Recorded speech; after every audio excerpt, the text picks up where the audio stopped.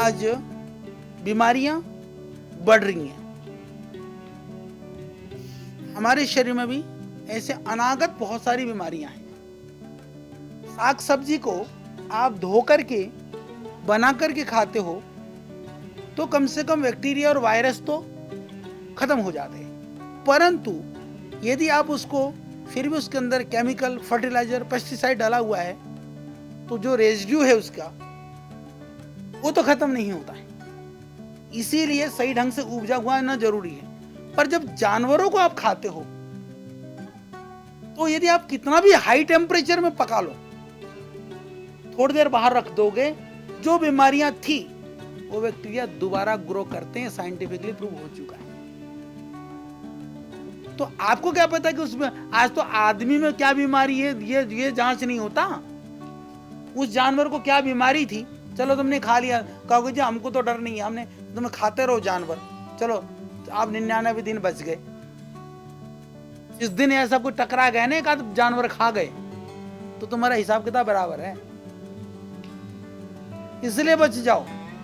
हाँ देखो, घर में ताले जो है ना वो चोर के लिए नहीं होते, चोर तो तोड़ के भी ले जाएगा, जो चलते फिरते की नीयत खराब ना हो इसके लिए होते हैं। तो शाकाहार बनने का मतलब ये नहीं है कि सिर्फ एक दिन के लिए है वो, तो कौन सा दिन गड़बड़ वाला ना आ जाए उसके लिए होता है, तो इसके लिए जरूरी है। और दूसरी बात, पाश्चात्य देशों में, हमारे यहाँ तो मूलतः हमारी प्रकृति शाकाहारी रही है, और मांसाहारी शाकाहारी की बात में एक चीज छोटी सी बता देता हूँ। दुनिया में ऐसा कोई हार्डकोर जो मांसाहारी है ना, एक आदमी मुझे दिखा दो कि सुबह से शाम तक जो है ना एक दिन सिर्फ मांस में जीवित रह सकता हूं। साग सब्जी चाहिए उसको चावल भी चाहिए, उसको गेहूं भी चाहिए। अरे जब हमारी प्रकृति मांसाहारी है तो फिर हम मांस में क्यों नहीं रह सकते? शेर को तो नहीं चाहिए घास, उसको तो नहीं चाहिए सब्जियां, पर शाकाहारी तो हम रह सकते हैं, जीवन भर रह सकते हैं, बिना खाए रह रहे। तो इससे पता चलता है हमारी प्रवृत्ति क्या है, प्रकृति क्या है।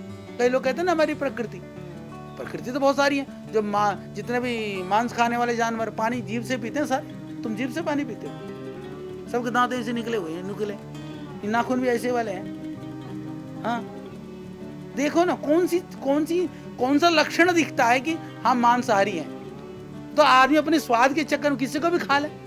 वो क्या है, वो आदमी के बच्चे भी खाते हैं ना जापान कुछ एरिया में, तो क्या बोलते हैं, फिटर, क्या बोलते हैं उसको, फिटस, वो खाते हैं।